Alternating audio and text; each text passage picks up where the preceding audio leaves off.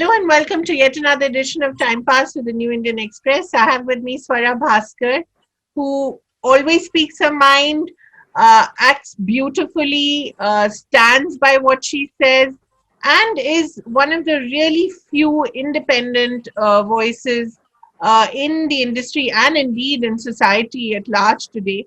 And I admire her for it, and I admire her choices in cinema and the way she's worked on her craft as well. I think a lot of times politics tends to gain precedence over her work, which is a little sad sometimes because her work is so extraordinary. I think she was just brilliant in Anarkali of Ara. It's one of the finest films I've seen. And she's been so good in so many others. She's in a new web series called Flesh, where she plays a big, tough cop. Very physical role and very demanding role, I think. And it was quite enjoyable, Swara. This is for Eros now. So, welcome to Time Pass, and thank you so much for joining us. And how has it been headlining Flesh? Thank you so much for having me, and it's always a pleasure to chat with you. So I'm so happy we could finally do this. Flesh was it was really hard. So let's just start with that right there. It was really hard, but it was really exciting and it was really fun because I think that for me, of course, it was the first time I'm not just playing a cop, but it's also the first time I'm doing any kind of sort of action. Action in that sort of action sense of the word. And I think it's interesting because if you look at the kind of body of work that our male heroes have, all of them have a cop role. It's a milestone in your career. But there are actresses whose whole careers have gone by and they've never played a female cop. It just somehow never happened. So I feel quite happy and blessed actually that I was able to sort of tread into territory that is traditionally so typically male space. And of course, with the opening up of the OTT platform, we get a lot of opportunities now to play unusual characters that we perhaps didn't earlier, would not have been able to. Flesh is a very, very interesting, very real and very unblinking look at the world of nepotism. This is what, do you see what's happening? This is such a moment. You should record it and play it back. This is real life taking over. This is the effect of listening to all these awful TV debates constantly and having to answer the same damn question again and again. I think that Flesh is a really unblinking look at human trafficking and that world, and it's a world that we don't actually often see on screen. I mean, I know that we've had Mardani and Love Sonia, but that's really the only a very in-depth, devoted films that I can think of on the subject of trafficking. And not, of course, we've seen prostitution and those kind of themes. I think what's interesting about Flesh is that because it's a series format and you have that time, it kind of allows you to delve into aspects that are more than just the cop chasing the bad guy. So you actually look at that world and you actually look at the nitty gritty of how it operates. I mean, you may have seen the trailer, and it's in that it's the, there's actually a shot where we've looked at how do these girls go to the bathroom. That's actually, there's a scene of them wearing the diaper. So it's that level of actually closeness that we have gone to this world. And so for me, that was interesting. I loved the script when I read it. And of course, it was a challenge to be playing a cop. And I wanted to kind of be able to see if I could pull that off at all. And I haven't seen the ready show, actually. I must tell you this, that I haven't seen the final edit and the post VFX and the post grading and the sound mix and everything. I haven't seen the completed show. So I'm actually really nervous because I don't know what the hell I've done. No, you've actually done very well. I saw the first 3 episodes. There's a scene in it, Swara, where you're lifting your shirt and you just touch your bruise. You've just got hit in the stomach by not a nice guy, and you lift your shirt and you touch your bruise, and you can almost feel the pain. Where you're just touching it lightly, and you can feel the pain just transmitting itself on the screen. So it's quite as you said, unblinking, because it's many layers of trafficking as well. It's Yeah. not just prostitution, but it's also all kinds of human trafficking. And when you start thinking about it, I wonder, the research has been quite extraordinary. Yeah, I think, Talk a little about the process by which this series came about. I mean, I honestly must admit that I was not privy to the writing of the show because as actors, you actually come on, uh, well, the last, Right. we're the last addition we're the last in and the first out. And this is what Yeah. people don't realize about Yeah. how we do the least amount of work and walk away with the most amount of credit, actually. But Danish is a friend of mine, the director, and so he was actually talking to me a little bit about the show even before, while he was writing it, and at that point I didn't know that I'd be in it. And it was interesting because he said that they a lot of what has gone into the show is actually based uh, on accounts of police officers and the NGOs that do these rescue operations. Right. So their real experiences and what they saw. And one of the things, and I can never forget this, that Danish told me, was that he said that, one cop actually told him that in somewhere in Bombay, in the suburbs, in Borivali, or in, one of somewhere in the suburbs in Bombay, so, in some sense, very much part of our city, they found a housewife who was running a prostitution racket. Like, not, she was not running a racket, she was renting her home after her husband went to work and her children went to school. So from 8 in the morning to 2 in the afternoon, she was alone at home and had this time free. She was renting her house for people, for these pimps or people to bring these little girls in, young underage girls in, and this is what was happening in her home, which from after 2 o'clock was Boggles the the mind. home of her children.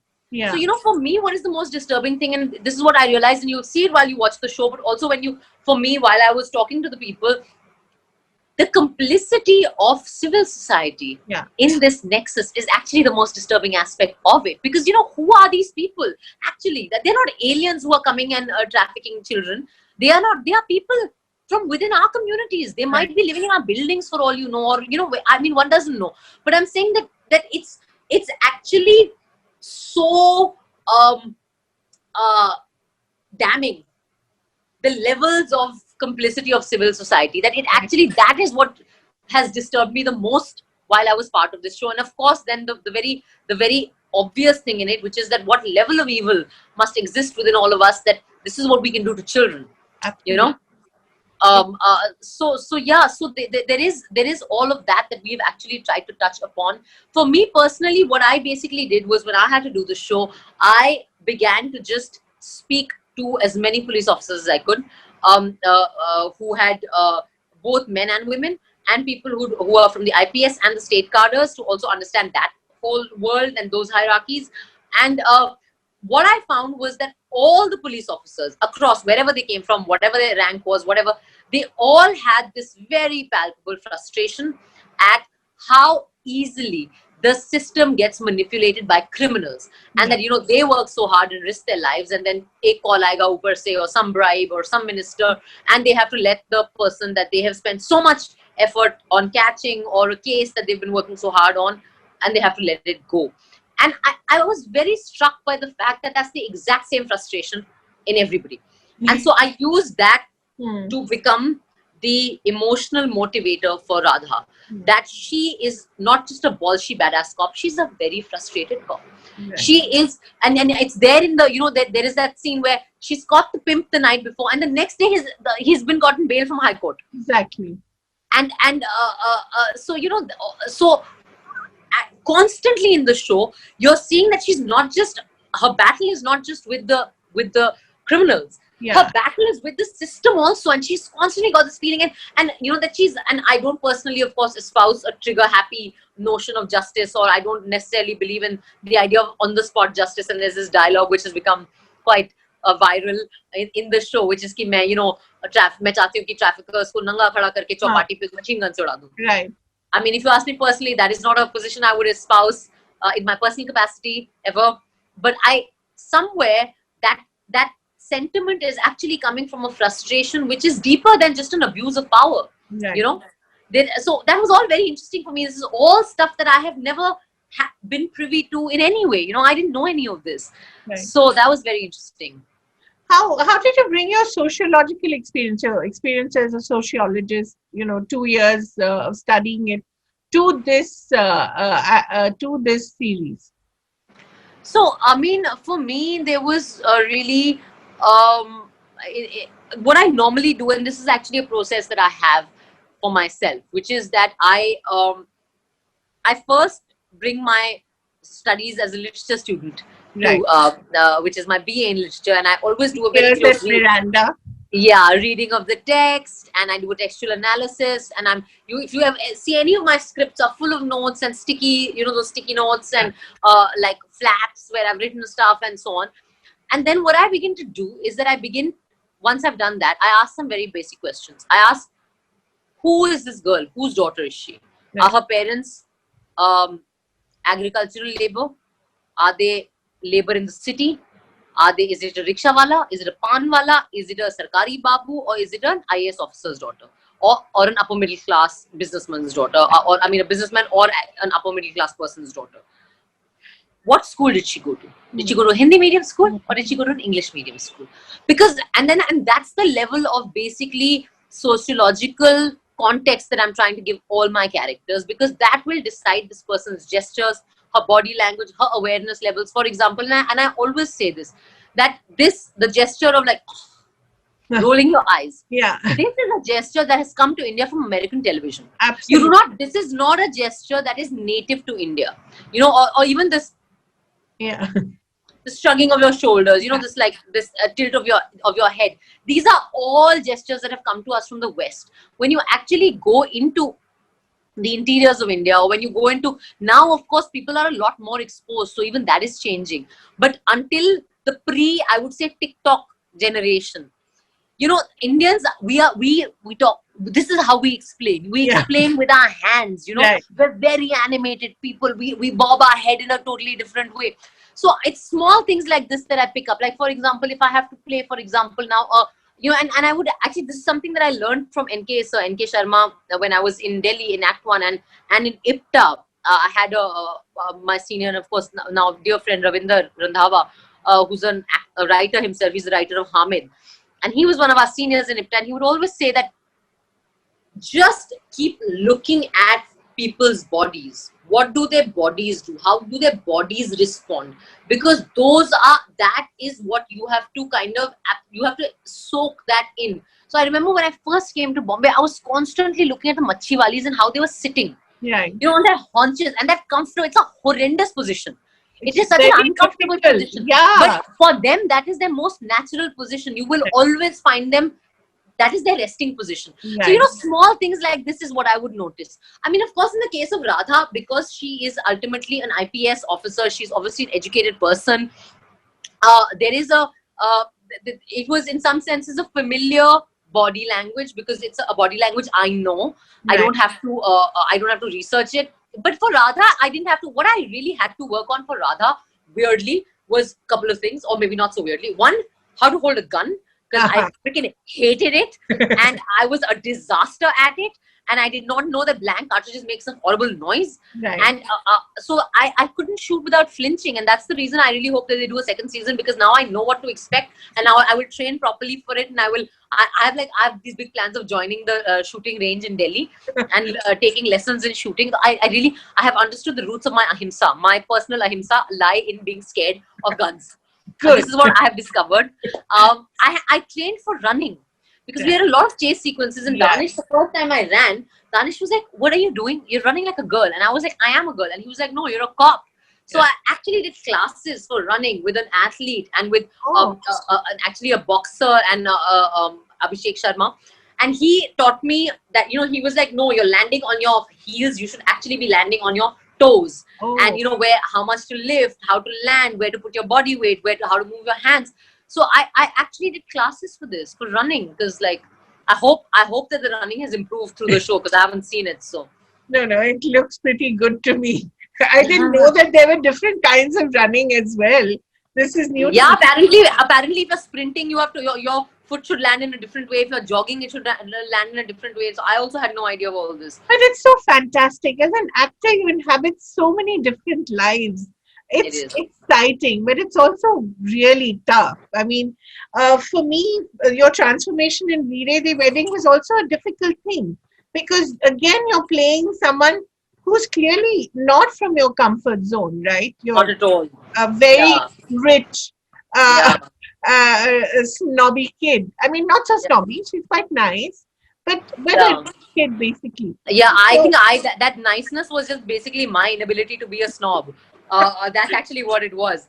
I but yeah, I actually, very strangely, ma'am, now that you say it, I have to say to you that Veere was amongst the hardest parts for me to play, because I think what has happened with me is that weirdly, like for typical actresses, the glamour zone is their comfort zone, right. and when they get out and they do the non-glamour thing, that's the big, like, oh wow, you stepped out of your comfort zone and you did all this. I But think for no, it's me, the opposite. it's the opposite. What has become the comfort zone is actually these really gritty Yeah, parts, whether it's a Nilbate or an Anarkali, or even in, even in some sense, Ranjana and Bindiya is a very rooted character. right. It's very earthy. Um, uh, for me, and at some level, even Rasbhari and uh, the characters I played in Rasbhari are very desi rooted Yeah, characters. yeah. So I take to that very quickly. Though I was terrified of Veere the Wedding. I existed, I shot in a state of terror, and I used to tell Ria that you've ruined my life. I mean, for me, all my acting just got out in bloody wearing those clothes and doing that makeup, and I just couldn't. I mean, it was like a torture. But it was great because I think that everyone was like, you've never looked like this before. And I was like, yeah, I have never felt like this before. And I'd never done a role where there was so much prep was about dieting and Right. about losing weight and about looking a certain way. And then I just told myself that, Swara, when you're willing to go to Ara and go to dance troops and go in the middle of the night and watch these shows sitting alone with strangers and all these men around you, and or in Nilbate you're going to Agra and you're like, spending the days with these ladies who work in homes and walking with them everywhere, then I mean, you should just look at the dieting and Yeah, the part of your job. gymming and the body as your prep work. Yeah. That's all it is, and that's what I did ultimately. And I think it was great because it really opened. It kind of I think that everything you do teaches you something, about your own craft. And it was great, and I'm also very excited for V-Day too, because I want to be able to, again, now I know what I could do and what I didn't do well. So now I've identified that. Now I want to be able to, like, I think it's great that your career gives you a chance to sort of better what you have done already. Is that happening, Viri, too? Yeah, apparently. I mean, I only see it on Ria's Instagram and Karina's Instagram. They keep joking with each other, so I'm assuming something's happening. How exciting! But of course, the trouble with doing a movie like that is that even in your orbit, I hope not soon, it will be written that she did the first, perhaps, masturbation. Not even the first, but she pleasured herself on screen. Well, I think I definitely introduced the vibrator to the mainstream Yes, Indian scene for and sure. of course, it has astounded people globally, as if women don't pleasure themselves. But so often, Swara, what you do on screen, what you do off screen, always lands you in some sort of trouble. Trouble in quotes. But has it ever affected your parts, the parts that you play? Has your politics sometimes given you fewer choices? Does that happen sometimes? I mean, I think that this is something that I have pretended to myself did not happen. I have tried to tell myself that this is not happening, and I've denied it in public also. But I think that I really have to now admit that it has Yes. happened, Yes. and of course it's happened. And I think that we uh, it's and now it's happened at different levels. So one is, of course, where producers come and tell you that you're trouble, you're getting the reputation of being trouble, you're getting you have a nuisance value, and that's the words that someone used to me, and stuff like that. But it's also been in the form of people saying to me that um, actually saying to my managers or my agency that for something that we're actually dealing with, saying that no, I'm sorry, she's too political. We want someone apolitical.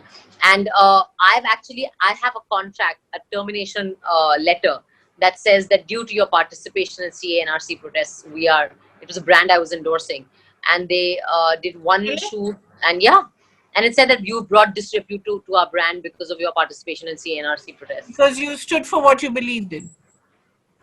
But honestly, ma'am, I feel like it's not. I mean, I actually have no hard feelings, and I don't blame either the producers or anyone, because the thing is that, are we really a society that respects freedom of opinion? We're not.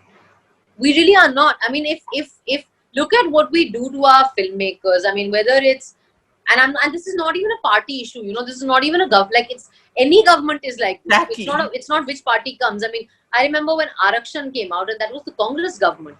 Um, there was a whole bunch of states that banned it without watching the film. Yeah. They just banned it, like, and it was so bizarre. On the basis of the trailer, pro reservation and anti reservation, Right. both lobbies were protesting. I'm like, wow, this must be some other film only where both sets of people are protesting. So it's. I think that as a country, we give too much importance to hurt sentiments. We give too little importance to our constitutional principles or our rule of law.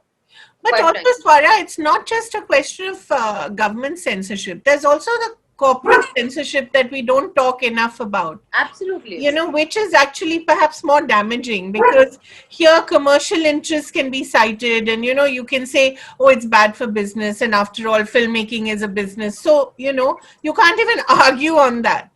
Absolutely. So, I mean, and what I have actually seen is that as I said, that there is nothing to suggest that there has been any monetary damage to anybody by my being because in of any your, scene. exactly. Yeah, I mean, Veere the Wedding was 100 crore plus film worldwide grossing.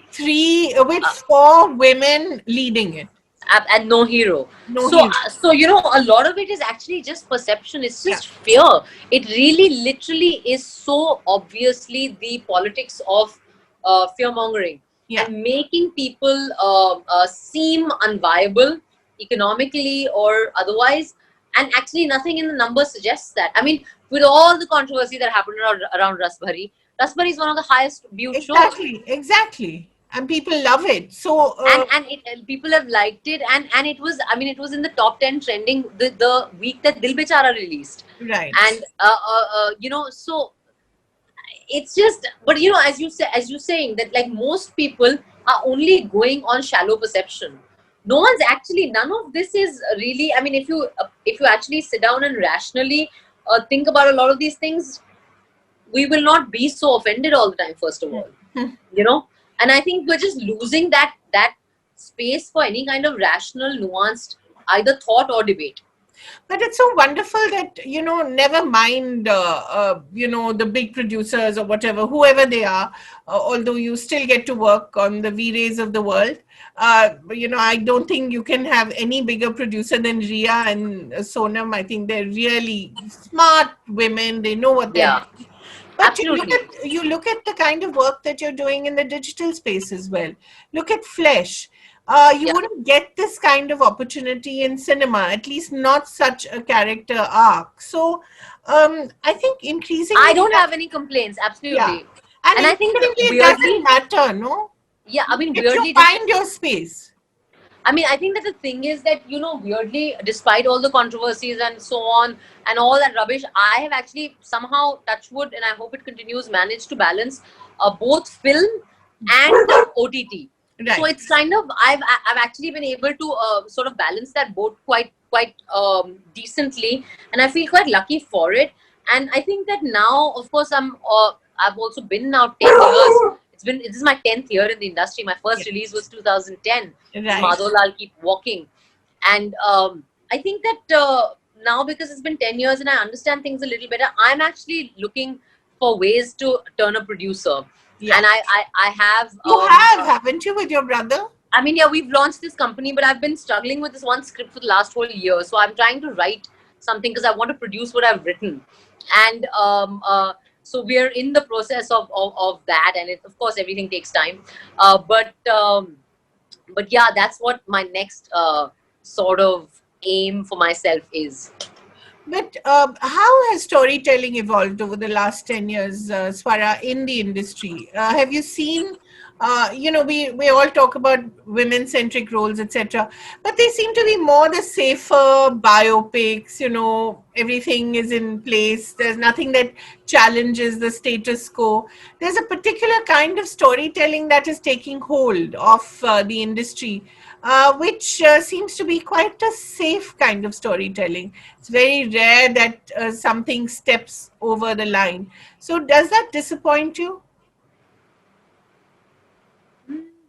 I mean, I think that I'm not surprised by that, honestly, ma'am, because as I said, that that we live in such a fractious, polarized, inflammable world.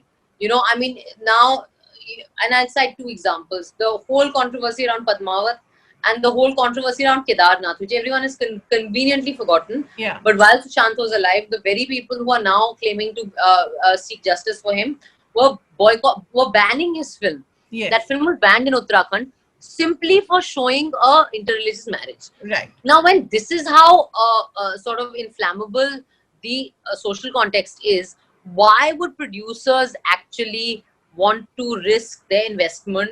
Because, as you said, everything, that money logic is such a logic that all other arguments fail before that. Yeah. So, why would a producer want to risk their investment and make it go into a loss knowingly?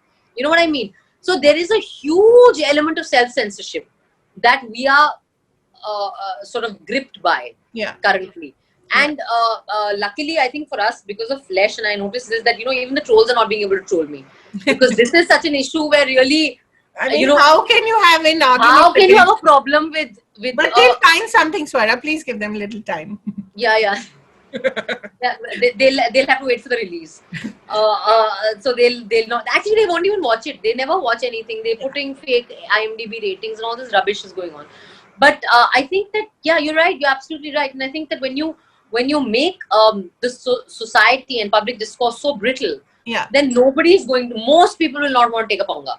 Right. You will have all these very palatable, very safe, very likable stuff coming out. Right. And that's really then you have to go into the digital space and hope that something exciting happens.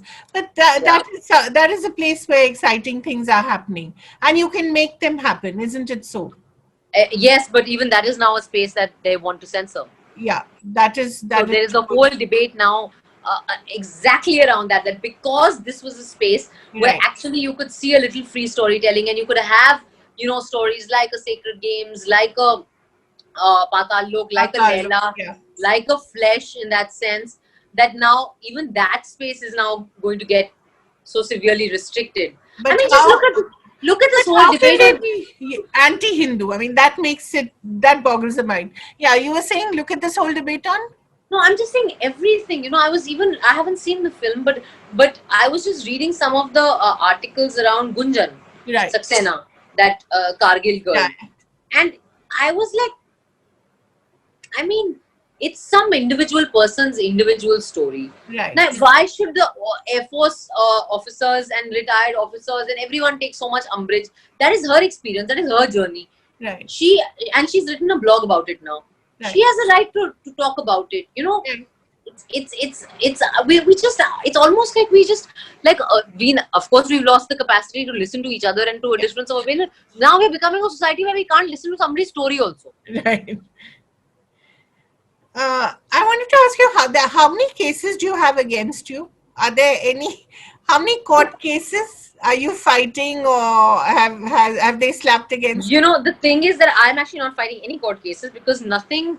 All this noise that they make, these are all petitions, and most of them are so silly and flimsy that they are not admitted even by the and some of them are just outright outlandish. Right. So it's actually, luckily, touchwood to date, I have never actually had to fight a court case, and I really hope that it continues like that, because I have no desire to khao jail ki roti.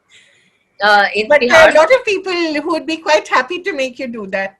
I have to ask you, of course, about Sushant's case, and you mentioned him as well. What is going on in the industry right now? Why has everybody lost their sense of proportion, sense of balance? I mean, I think there's only a few people who've lost their sense of proportion and balance, and I think that they are But really, they're really. so vocal. I don't know what, I don't know who's getting what from from sort of this whole case and dragging it out like this. But as I've said, and I've said this publicly, that we cannot be in a situation where we as an audience assumes the role of jury and judiciary and justice. I mean, it just, there is a process in this country, and I think that actually the role that the electronic media has played in this whole thing, and to some extent certain print outlets as well, has been so damaging, and it has been absolutely shocking. Actually, it's inexcusable, and I think that yeah, it's really actually quite horrifying. And So, what's your take on this whole blind items, and they can be detrimental to the health of actors? Does that have any impact on the way you're perceived?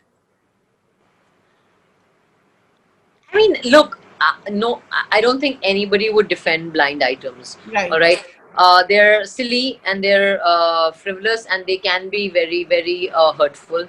But I just want to say that this whole blind item thing. So two of the blind items that were being circulated as being about Sushant, one of them is actually about a different actor altogether. It's not even about Sushant. You know, and a lot of the times, I think that we also have to ask the question: why is it that papers put blind items? Who is reading these? You know, I think that it's that the audience is very conveniently forgetting their role as consumers. And I have said this again and again, and I'll say this again and again, that if you really love outsiders so much, please watch our films in theaters. Right. That is the greatest service you can do to us. Yeah. That is that is the biggest role. I mean, everyone is going on about Sushant now. Where was all these people when Sonchadiya released? Yeah. Where were all these people when Kedarnath was being sort of banned? Where were all these people when Byomkesh Bakshi had come out? So it's a very, I mean, this particular issue has been hijacked by people who have vested interests, and I feel very, very, very it's very tragic, and I think we are doing a great disservice to Sushant and to his memory. I wanted to ask you about your future choices, and some of the things that you're planning to do now, apart from your own production, as you said. Is the way forward clear?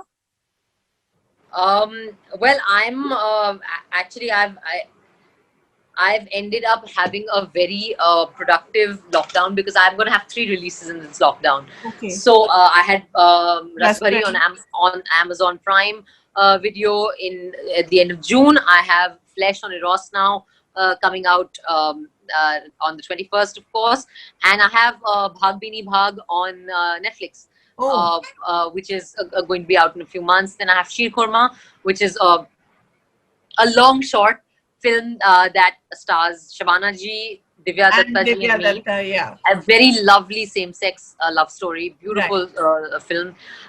So these are my releases, and as I said, I'm working on some very interesting projects. Of course, now we don't know when we'll be able to shoot again, so of course all the timelines have gotten skewed.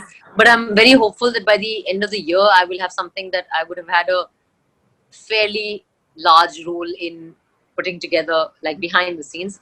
Hopefully by the end of the year, or as soon as we can get back to shoot, which is not clear right now. So you're writing something even as we speak. I've written some stuff, and we're now trying to put it together. Yeah.